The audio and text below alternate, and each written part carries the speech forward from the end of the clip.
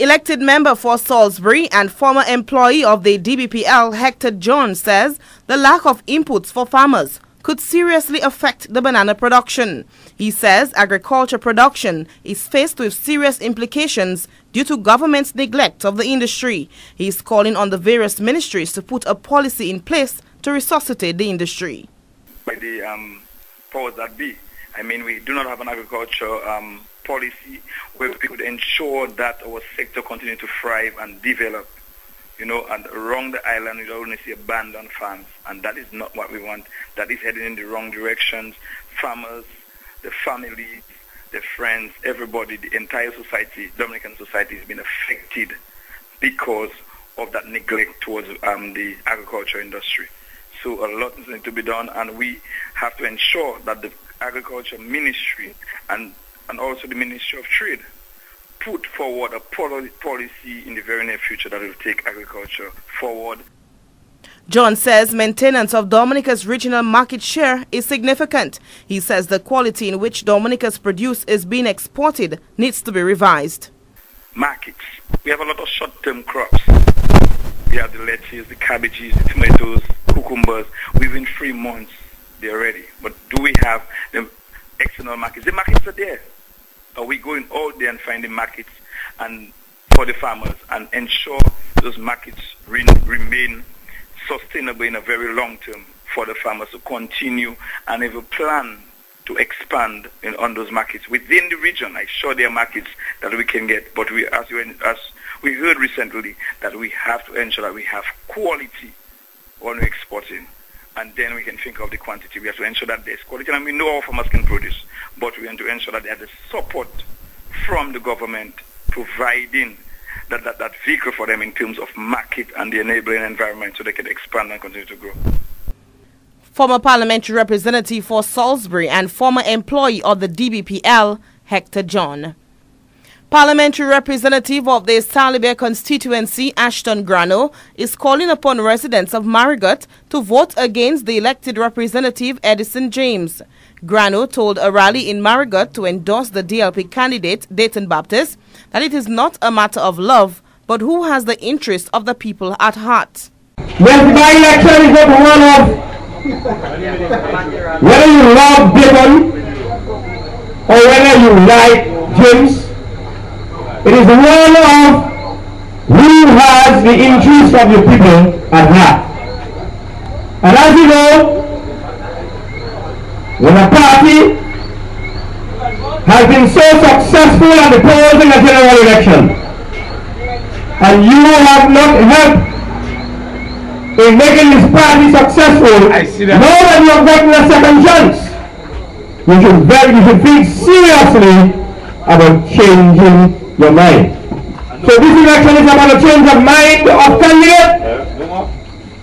We know that Mr. James has scored many points and many votes in this area, but we're saying you have to think. What can Mr. James do for you in opposition when he refuses to come to the House of Parliament? What can Mr. James do for you when he refuses to represent you? When he goes to the People's Parliament, when he talks to himself and his supporters, and some of the other supporters of the other constituencies where locals have been able to catch a wind. The People's Parliament, ladies and gentlemen, in Marigot, is with Mr. James and Mr. Green and the others and Sandra and the others wanted to believe.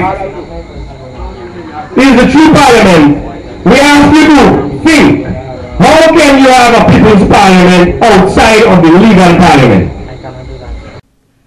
Grano says the non-representation and unconsulted boycott headed by James should be a message to the people of Marigot.